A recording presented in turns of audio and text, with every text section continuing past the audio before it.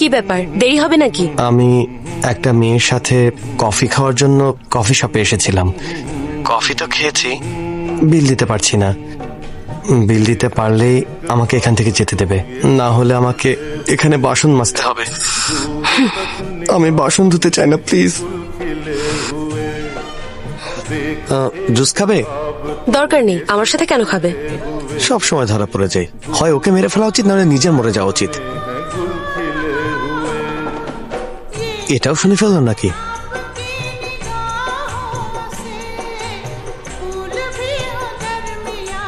মানে আমি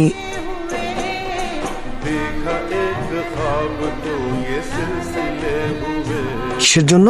আবার ওই মেয়ে যখন কফি খেতে চাইবে তখন টাকার জন্য আমার বন্ধুর মাথা যেন নিচু না হয়ে যায়। আরে না না আন্নু। বাই। আন্নু কি তোমার সাথে? না আন্টি, কেন? অনেকক্ষণ ধরে ফোন করছি কিন্তু ওর ফোন বন্ধ। মনে হয় ক্লাসে আন্টি। সকালে ফোন করে বলেছে ক্লাস ক্যান্সেল হয়ে গিয়েছে, বাড়ি চলে আসছি। এরপর থেকে ফোন করছি কিন্তু বারবার ফোন বন্ধ বলছে।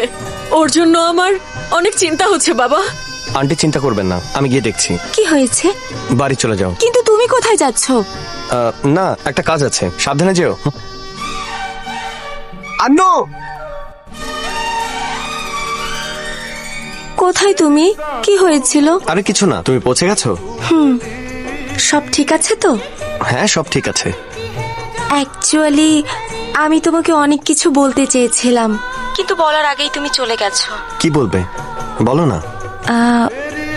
বুঝতে পারছি না এত জলদি বলাটা ঠিক হবে কিনা। আমি আমার মনের কথা বলতে চাই। I think I am in love with you Sanju. জানি না কেন, যখন প্রথম তোমাকে দেখেছি সারাটা সময় তোমার দিকেই তাকিয়েছিলাম। তুমি যাই করেছো আমার ভালো লেগেছে। আমার মনে হচ্ছে যে আমি তোমার সাথে সারা জীবন কাটাতে পারবো।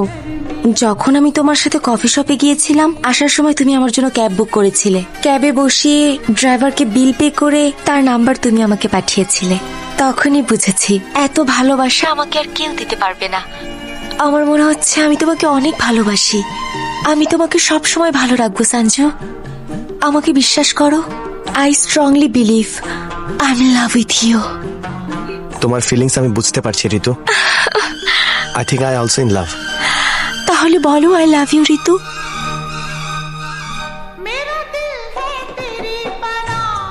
I am in love with Annu.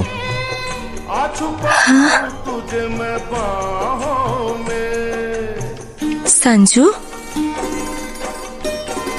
যখন আন্নুকে আমি প্রথমবার ট্রেনে দেখেছি, সারা রাত শুধু ওর কথাই ভেবেছি।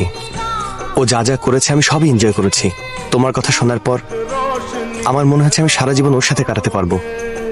সেদিন কফি শপ থেকে তুমি যাবার পর ও এসে বিল পে করেছে, আবার যেন ঝামেলায় না পড়ে পরের দিনও আমাকে টাকা দিয়েছে। এখন তুমি বলো, এমন কেয়ারিং পার্টনার দুনিয়াতে আর কোথায় পাবো? জানো, আজ যখন ওর ফোন বন্ধ ছিল আমি অনেক ভয় পেয়ে গিয়েছিলাম, তাই দৌড়ে ওর কলেজ চলে এসেছি। ওকে দেখার পর মনটা শান্ত হয়ে গেল। তুমি বলার পরে আমি রিয়েলাইজ করেছি ঋতু, কাউকে ভালোবাসার জন্য এর বেশি কিছু দরকার নেই।